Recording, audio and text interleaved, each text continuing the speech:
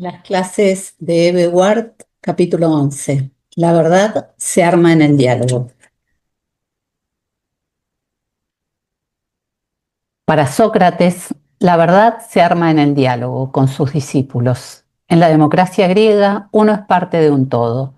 La verdad se busca entre todos. El que dialoga desarrolla su capacidad de proyectarse en los otros y vence por convicción. En la perspectiva troyana, el hombre se pone en el lugar del otro, pero para eso, para ponerme en el lugar del otro, tengo que escucharlo. La falta de diálogo implica falta de justicia. Todo tiene que ver con el espacio común. Nuestros mejores escritores son monologuistas. La novela argentina es monológica y no dialógica como la norteamericana. El único que dialoga acá es Puig. ¿Por qué dialogamos mal los argentinos? No nos escuchamos. Mientras el otro habla, estamos esperando para intervenir. Por lo general, en vez de escuchar, los argentinos tomamos partido. No sabemos dialogar porque nos sentimos descalificados y buscamos compensarnos. Yo soy, yo creo.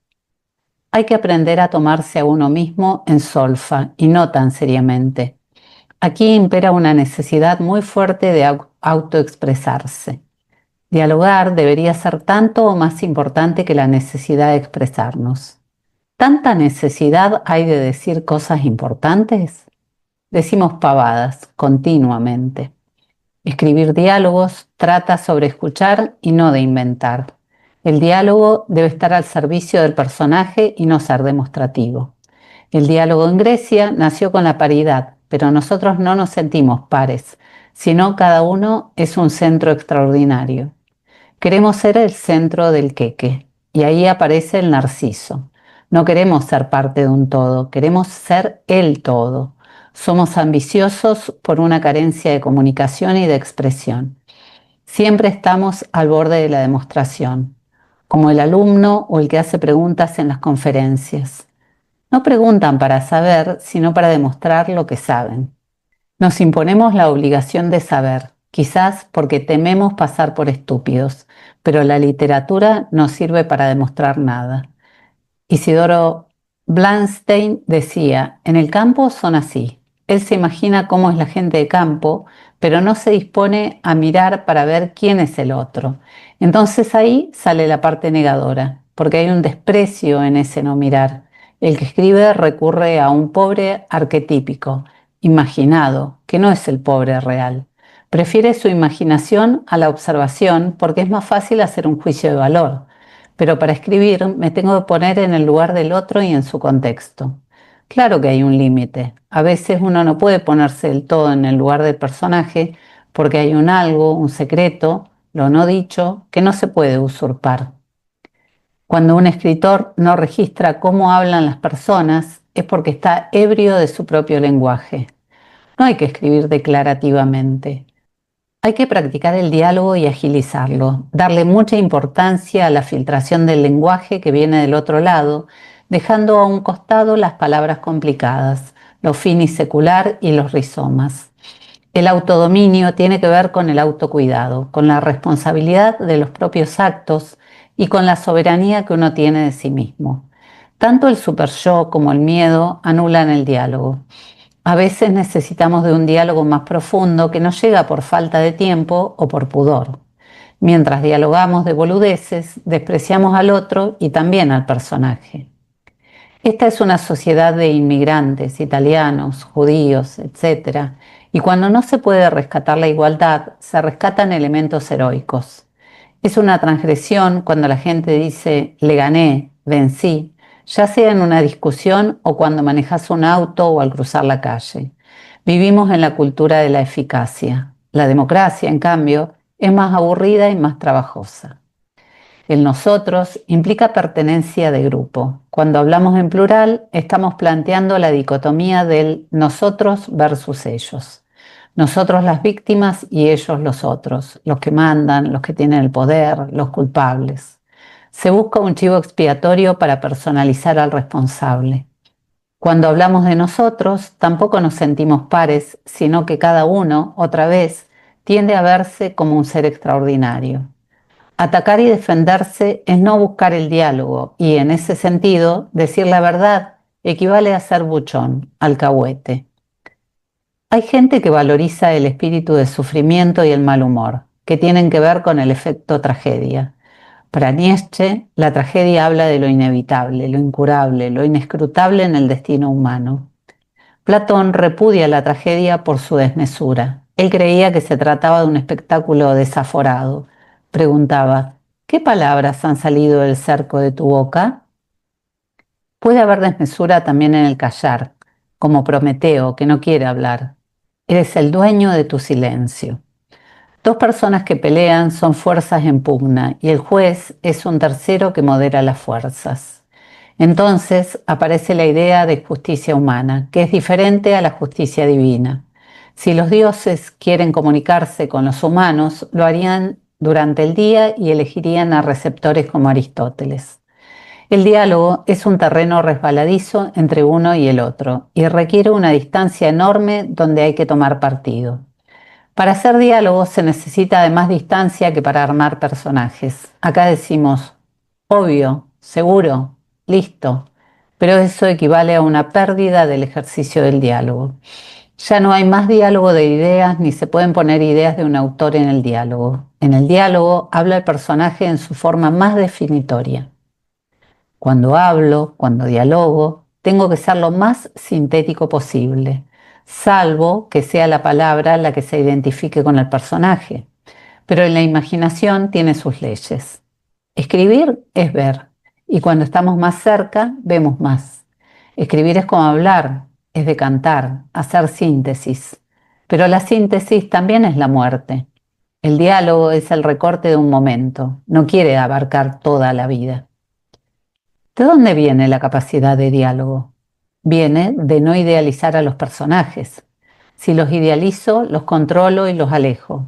Cuando idealizo, cuando estilizo al personaje, tengo más presente lo que yo construyo, lo que yo pienso y no lo que hace el personaje ni lo que dice.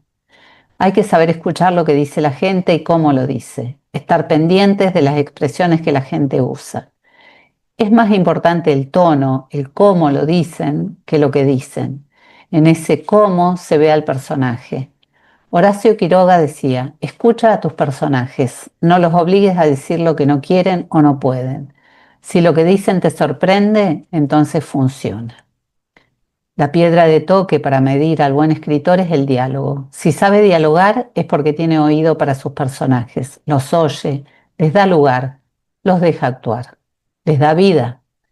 Si soy muy controladora, muy super yo, no me puedo acercar a mi personaje. Hay que rescatar al personaje sin juzgarlo, como los norteamericanos, que no le temen a la vulgaridad. En el diálogo todos tienen un poco de razón. Aparecen argumentos, contraargumentos, opiniones. Wernicke sabe dialogar y Juan José Morosoli ofrece buenos ejemplos de diálogo entre gauchos.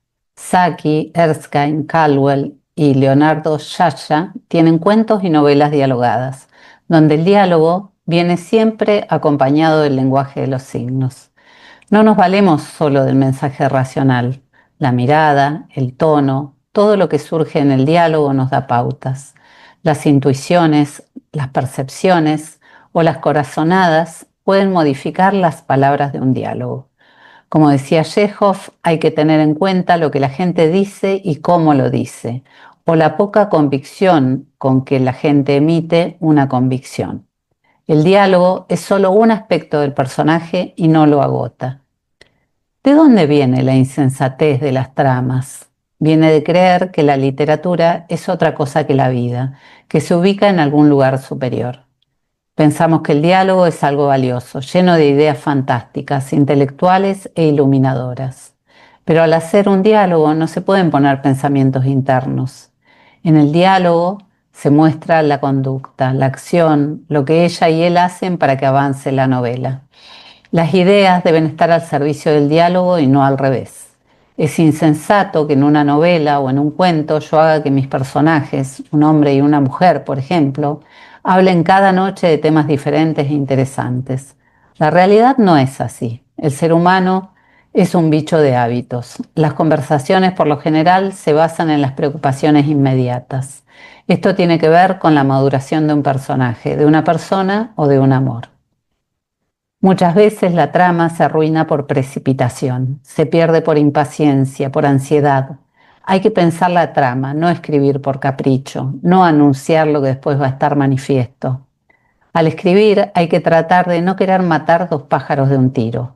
Cuando precipito algo y no me ocupo de los procesos menudos que van pasando, cuando no escucho a mis personajes, me queda una trama de cajón que no dice nada.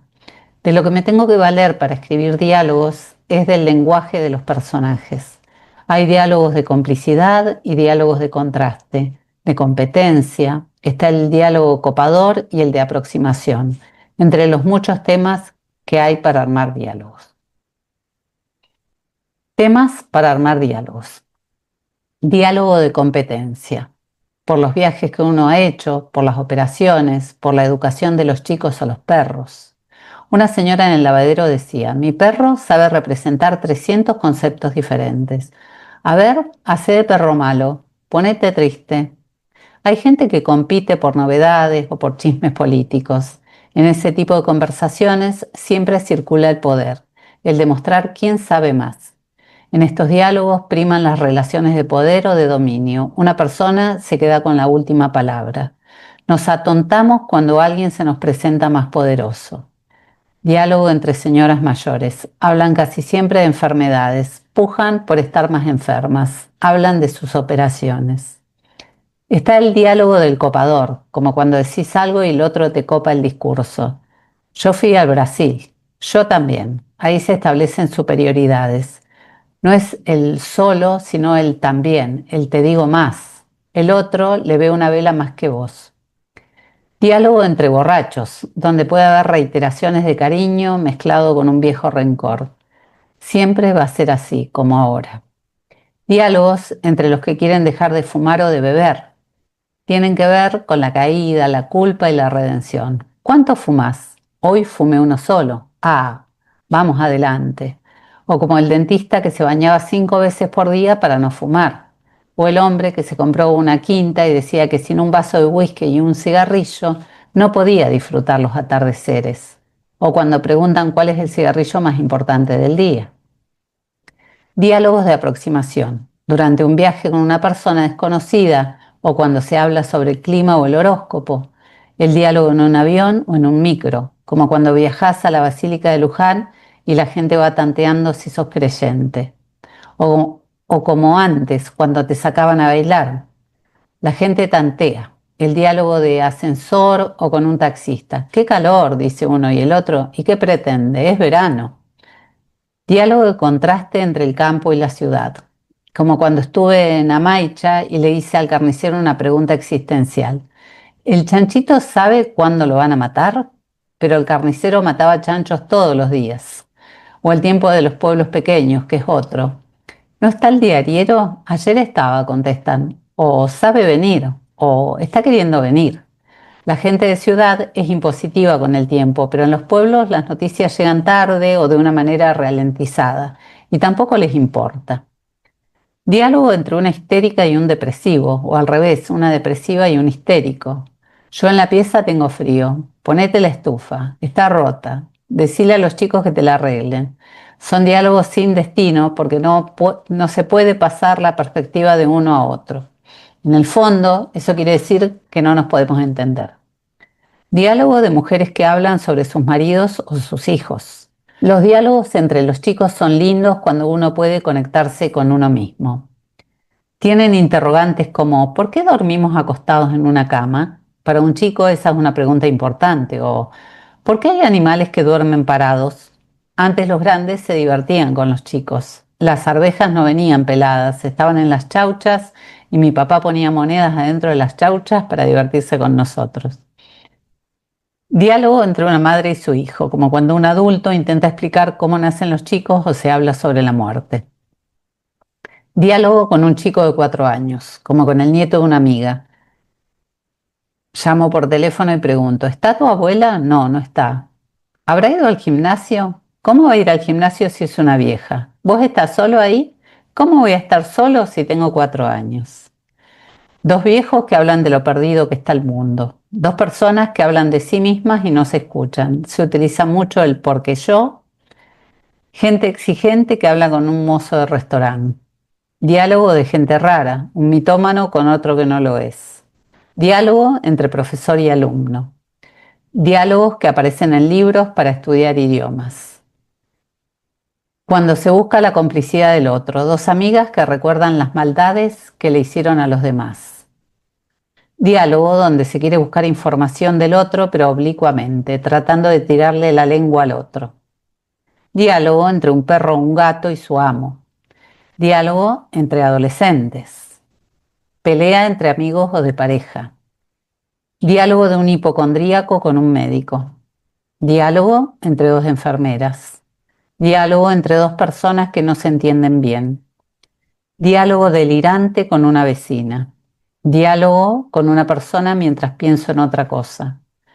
Diálogo que se desarregla conversando. Cuanto más se defiende la gente de algo es porque más le impacta. Diálogo con uno mismo.